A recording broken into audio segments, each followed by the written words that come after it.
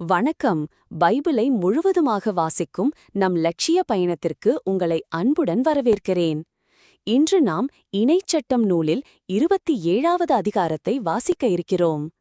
இதுவரை நாம் மொத்த நூல்களில் 15.05% நூல்களை வாசித்து முடித்துவிட்டோம்.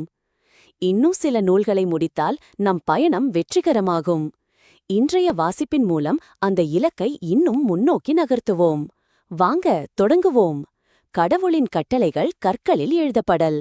மோசே இஸ்ரேலின் தலைவர்களோடு சேர்ந்து மக்களுக்கு கட்டளையிட்டு கூறியது: இன்று நான் உங்களுக்கு விதிக்கும் அனைத்து கட்டளைகளையும் கடைப்பிடியுங்கள். நீங்கள் யோர்தானை கடந்து உங்கள் கடவுளாகிய ஆண்டவர் உங்களுக்கு கொடுக்கப் போகும் நாட்டிற்குள் நுழையும் நாளில் பெரிய கற்களை நாட்டி அவற்றின் மேல் சாந்து பூசுங்கள். உங்கள் மூதாதையரின் கடவுளாகிய ஆண்டவர் உங்களுக்கு வாக்களித்தது போல் உங்களுக்கு கொடுக்கவிருக்கும் பாலும் தேனும் வழிந்தோடும் நாட்டுக்குள் நுழையுமாறு கடந்து சென்றதும் அக்கற்களின் மீது திருச்சட்டத்தின் அனைத்து வார்த்தைகளையும் எழுதி வையுங்கள்.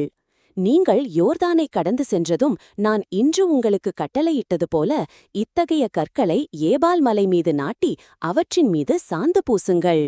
அங்கு உங்கள் கடவுளாகிய ஆண்டவருக்கு கற்களாலான ஒரு பலிபீடத்தை கட்டுங்கள். அவற்றின் மீது இரும்புக் கருவி படவேண்டாம். கற்களால் உங்கள் கடவுளாகிய ஆண்டவருக்கு பலிபீடம் கட்டுங்கள். அதன்மேல் உங்கள் கடவுளாகிய ஆண்டவருக்கு எரிபலிகளை செலுத்துங்கள். நல்லுறவு பலிகளையும் செலுத்தி அங்கேயே உங்கள் கடவுளாகிய ஆண்டவர் முன்னிலையில் உணவருந்தி மகிழ்ச்சி கொள்ளுங்கள். மேலும் அக்கற்களின் மீது இத்திருச்சட்டத்தின் அனைத்து வார்த்தைகளையும் மிகத் தெளிவாக எழுதி வையுங்கள். பின்னர் மோசே லேவிய குருக்களோடு சேர்ந்து இஸ்ரேல் மக்கள் அனைவருக்கும் சொன்னதாவது: இஸ்ரேலே, கவனமாக கேள். நீ இன்று உன் கடவுளாகிய ஆண்டவரின் மக்களினம் ஆகியுள்ளாய். எனவே உன் கடவுளாகிய ஆண்டவரின் குரலுக்கு செவிகொடு. நான் இன்று உனக்கு விதிக்கும் அவர்தம் கட்டளைகளையும் நிறைவேற்று. கீழ்ப்படியாமைக்கு சாபங்கள்.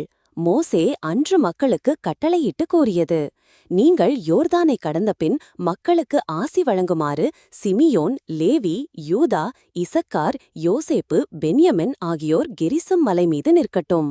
மக்களுக்கு சாபம் வழங்குமாறு ரூபன், காத்து, ஆசேர், செபுலோன், தான், நப்தலி ஆகியோர் ஏபால் மலை மீது நிற்கட்டும். லேவியர் இஸ்ரேலர் அனைவருக்கும் உரத்த குரலில் கூற வேண்டியது: ஆண்டவருக்கு அருவருப்பானதும் சிற்பியின் கைவினைப் பொருள்களுமான வார்ப்பு சிலையையோ செதுக்கு சிலையையோ செய்து அதை மறைவான இடத்தில் வைப்பவர் சபிக்கப்படட்டும். உடனே மக்கள் அனைவரும் பதில் மொழியாக அப்படியே ஆகட்டும். தம் தந்தையையோ தாயையோ பழிக்கிறவர் சபிக்கப்படட்டும். உடனே மக்கள் அனைவரும் அப்படியே ஆகட்டும்.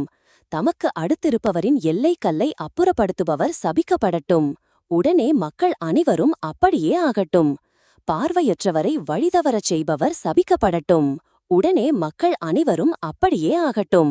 அந்நியருக்கும் அனாதைக்கும் கைப்பெண்ணுக்கும் உரிய நீதியை புரட்டுபவர் சபிக்கப்படட்டும். உடனே மக்கள் அனைவரும் அப்படியே ஆகட்டும். தன் தந்தையின் மனைவியோடு கூடுகிறவன் தன் தந்தைக்கு உரியவளின் உடையை திறந்ததனால் சபிக்கப்படட்டும். உடனே மக்கள் அனைவரும் அப்படியே ஆகட்டும். தன் தந்தையின் புதல்வி அல்லது தன் தாயின் புதல்வியாகிய தன் சகோதரியுடன் கூடுகிறவன் உடனே மக்கள் அனைவரும் அப்படியே ஆகட்டும். தன் மனைவியின் தாயோடு கூடுபவன் சபிக்கப்படட்டும். உடனே மக்கள் அனைவரும் அப்படியே ஆகட்டும். தமக்கு அடுத்திருப்பவரை ஒளிந்திருந்து கொல்பவன் சபிக்கப்படட்டும். உடனே மக்கள் அனைவரும் அப்படியே ஆகட்டும். குற்றமற்றவரை கொல்வதற்காக கையோட்டு வாங்குபவன் சபிக்கப்படட்டும். உடனே மக்கள் அனைவரும் அப்படியே ஆகட்டும். இத்திருச்சட்டத்தின் வார்த்தைகளையெல்லாம் கடைபிடித்து நடவாதவர் சபிக்கப்படட்டும். உடனே மக்கள் அனைவரும் அப்படியே ஆகட்டும். நாம் 1189 அதிகாரங்களில் 180 அதிகாரங்களை நிறைவு செய்துவிட்டோம்.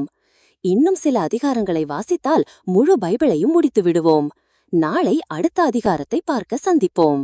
நாள்தோறும் இந்த பயணத்தில் நீங்களும் பங்கேற்றால் பைபிளை முழுமையாக வாசிப்போம். இது நம் வாழ்க்கையிலும் ஆன்மாவிலும் பெரிய மாற்றத்தை ஏற்படுத்தும்.